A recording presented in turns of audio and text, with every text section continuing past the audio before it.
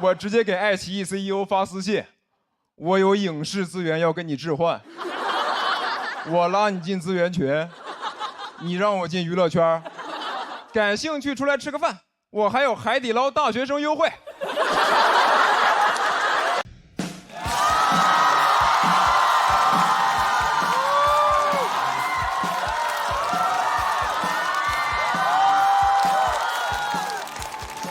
Hello， 大家好，我是杨宇。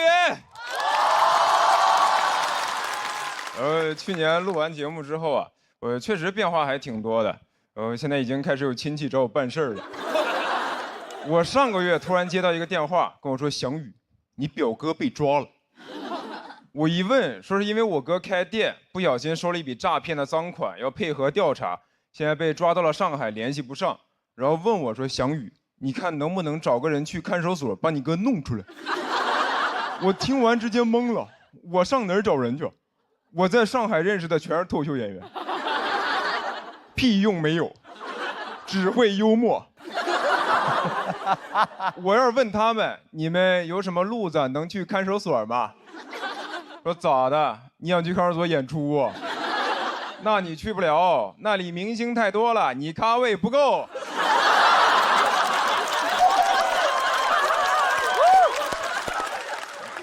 我实在不知道咋办，我就寻思帮我哥找个律师，但你也不知道上哪儿找，就打开了大众点评。哎，大众点评真的有很多律所，但那些好评你也不敢信，就跟饭店一样，很多好评一看就是刷的，说这家律所位置好找，不用排队，判的死刑立即就执行了。而且选择一多吧，你就会想找一个最划算的。我最后给我哥精挑细选了一家4.7分的律师事务所，团了一个3.9块的刑事辩护套餐。现在想想真的荒谬，穷病乱投医呀！3.9块的刑事辩护律师能干嘛呀？法官说无期，律师说行。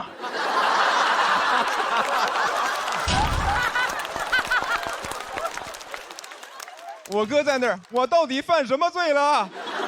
贫穷。后来我哥当晚就放出来了，但这个事儿对我冲击特别大。就是我本来以为我能不用搞关系、找人情，靠自己就能生活下去，但其实我靠的就是啥事儿上网搜。你说亲戚问我，翔宇，你在上海有人吗？我说我有人工智能，有问题找夸克。夸克 AI 超级框，啥都能回答，就是搜商高。亲戚说：“翔宇，你要不先搜搜怎么提高情商吧？”其实从上大学开始，家里亲戚就会说：“你出门在外，以后工作要靠人脉的，要多和那些比你厉害的人来往。但是比我厉害的人凭啥跟我来往？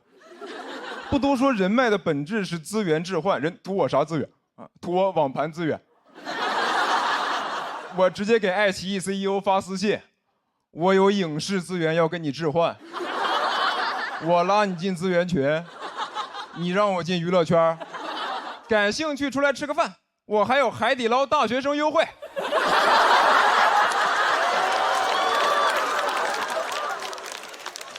哎，但是我现在能意识到吧，有些事儿你只靠自己确实很难办。我去年刚来上海的时候看过一次病。就我脚这里烫伤一块，然后一直化脓不好，你上网查贼吓人，说会发烂发臭，然后截肢。但是有烫伤科的医院呢又特别少，我一看号至少要等1个礼拜，我说那不用看了，直接截肢吧。喜剧之王单脚记。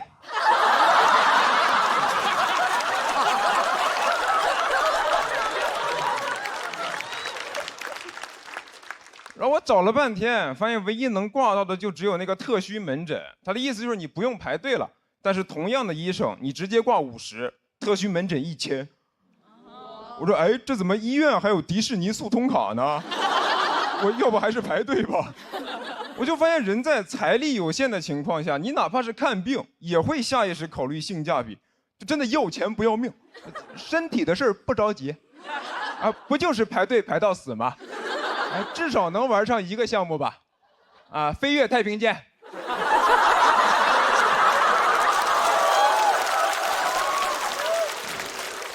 然后我我就问我上海的朋友说怎么看病能更方便一点，他们就跟我说那就找人呗，啊，我不用排队，我哥是肿瘤医生。我说那你天天得肿瘤啊？他说不是，我哥会带我去其他科室再找人，那医院也是小社会，能关照的地方肯定会优先亲友嘛。为啥是亲友优先呀？不应该是 IC 优先吗？以前也没人教我这些呀，我只知道学医救不了中国人，不知道学医能救自己人呢。难道医学生宣誓仪式的时候问咱们为什么献身医学？为家人谋福利。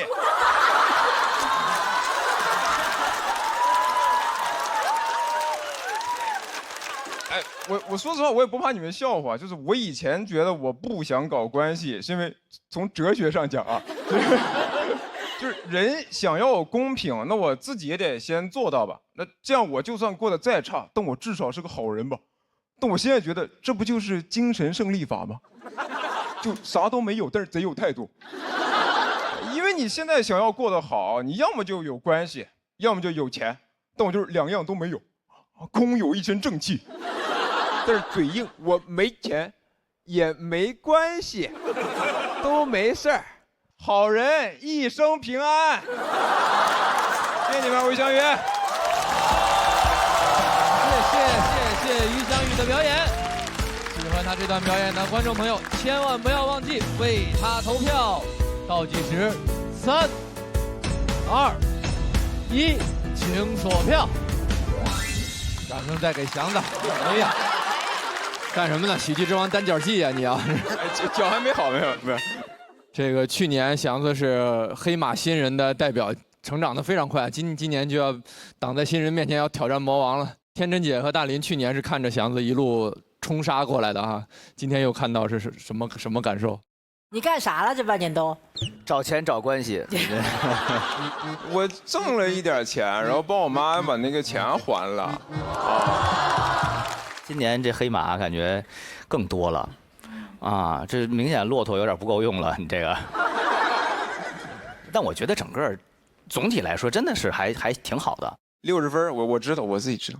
没有，我真觉得还可以，挺好。而且，作为上一季的新人，这一季的老人，在这个时刻挑战小鹿，我觉得也很有勇气。因为比如说王悦也好，那时候门枪也好，包括之前我们去年见过的老朋友，今天的改变其实都换了另外一个方向，甚至说了点别的。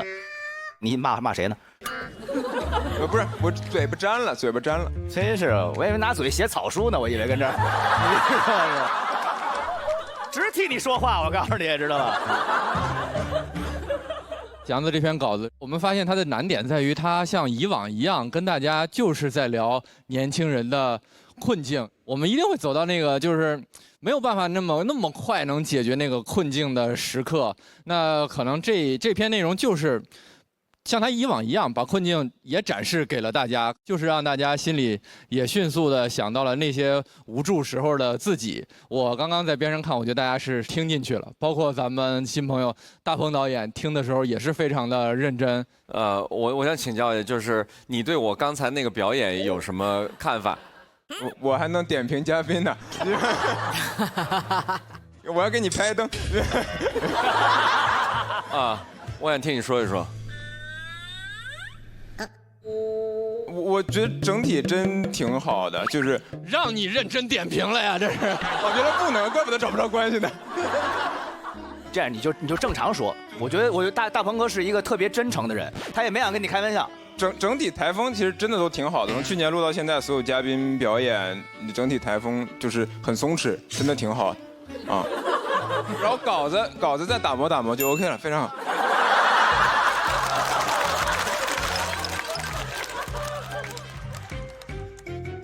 我特别感谢你给我提的这个建议，我希望未来还有机会我再进步。然后呢，我就是现在开始点评你了啊！因为为什么我想听你的意见呢？是因为我觉得你是哲学系的，你肯定会解决掉我的很多困惑。我就非常非常期待你的这个表演当然这个表演也符合我的这个期待因为它其实是年轻的朋友们的一个痛点，你给站在台上你说出来了。这是一个很了不起的事儿。这个痛点，咱没有办法给予答案。我觉得谁也没有办法最后能带着一个明白，能够走出去，最后下次不看病的时候避免这样的问题。但是你面对这样的问题说出来，我觉得你就很了不起。谢谢大王老师。你们好，我叫徐指导。今年是我第一次参加节目。我来的时候选战队队长的时候，我选了一个我非常喜欢的演员当队长的第一志愿，就是刘洋教主。因为我很希望跟他能一起在那里并肩作战，并肩作战了15分钟，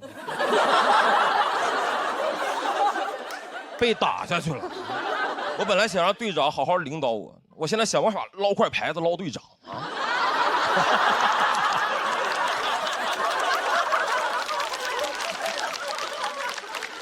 我从小是家里老人带大的啊，我对我的爷爷评价一直都挺高的。我觉得我的爷爷姑且可以称之为是个慈善家，啊，就主要的这个慈善方向是这个缅北这一块啊。就我的爷爷在被诈骗这一块就是天赋异禀。可以说是老天爷骗他饭吃，因为他身份太特殊了。我的爷爷是一个专攻于草书的书法家，名字叫徐德伦啊。就如果你们真的好奇的话，就等下演完出你们可以去搜他啊，但是你们不要去骗他，因为我马上就要讲到别的骗子是怎么骗到他的。这些都是吐槽我爷爷，不是跟你们介绍我爷爷的使用方法。因为我爷爷是一个民间老艺术家，他很渴望自己的作品能够被大家认可，骗子就会拿捏这个心态。比如我爷爷经常会花重金买回家里一些你一听这个世界上他就不该存在的奖项。前段时间家里多了一个奖状，叫中华书画4大魁首，上面4个头像：徐悲鸿、张大千、齐白石、徐德伦。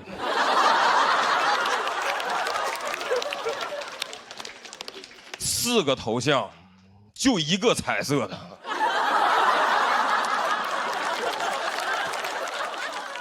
今年我过年回家，饭桌上我的爷爷非常开心，啊，说一家人都回来了，想开瓶茅台。我说爷爷，咱们都自己家人，没有必要喝这么贵的。只见我爷爷大手一挥，掀开帘子，里面露出了一箱长得像茅台的酒。我说爷爷，咱可都自己家人，要不稍微喝点贵的。我爷爷拿出了其中1瓶假茅台，各位，我看了一眼那个假酒的包装，我就明白这个骗子有多么懂我爷爷。就那瓶假茅台的包装正面跟你们见过市面上的真茅台长得一模一样，完全正常。它的背面印刷着一整套的这个徐德伦草书作品。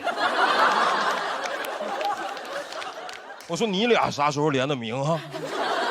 我爷爷说刚开始合作。主要是人家对爷爷这个草书作品的认可，这1箱酒茅台12瓶，人家卖我328。我说这茅台2000块钱1瓶的酒，怎么印上德伦草书跟散白一个价了？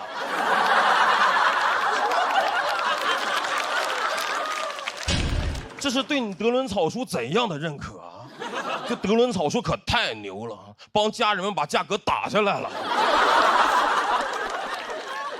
我不想伤他的心，我还是陪他稍微喝了一杯。就朋友们，我平常也是喝过点白酒的，但我真没喝过假酒。假酒那个味道和口感，我当时尝了一口，我说怎么这个封面上这个草书它是渗进去了吗？啊，茅台啊，我第一次喝出了墨香型。我爷爷还让我评价，他说孙子，你看爷爷这个草书在酒瓶子封面上写的怎么样？我说爷爷，从味道上来看，你写的绝对算是入木3分了。但是从内容上呢，我认为一个茅台品牌的酒啊，是不该允许你在上面写这个牧童遥指杏花村的。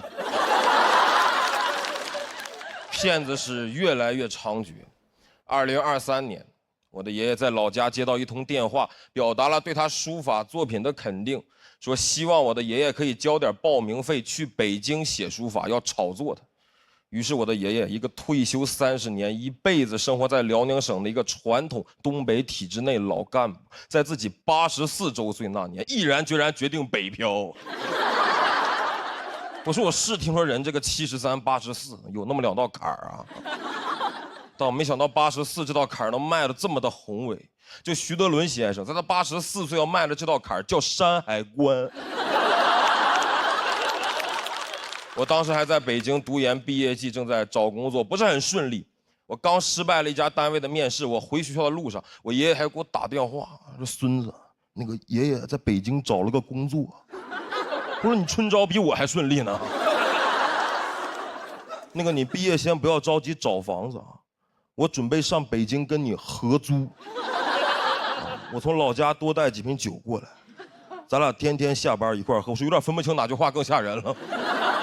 我从来没想过这么个结局。我从辽宁省，我考来北京大城市，我好不容易找了工作落下来，然后跟爷爷合租，这是不是太绝望了？在大城市跟爷爷合租，在大城市我白天不是已经当过孙子了吗？啊！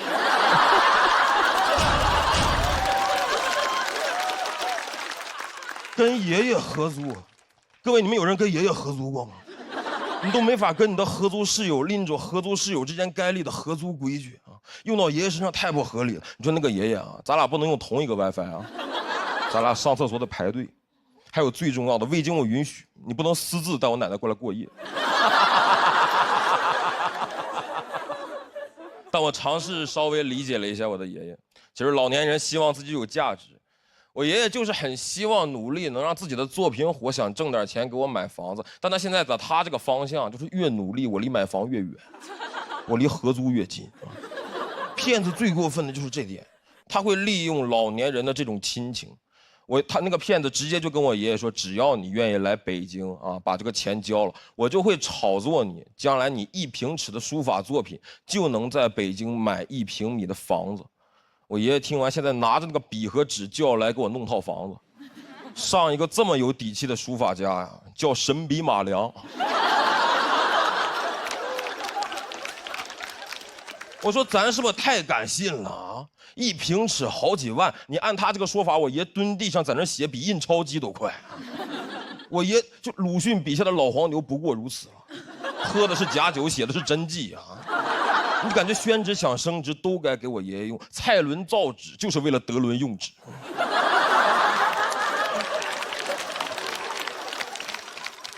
上周我跟我的爷爷说，我说有一个单口喜剧的节目找我，我下周准备去一趟上海，我准备带着你的名字上节目，争取咱爷俩起码火一个。我爷爷听完笑了，说你是不是叫人骗了？好了吧，谢谢各位，谢谢你们。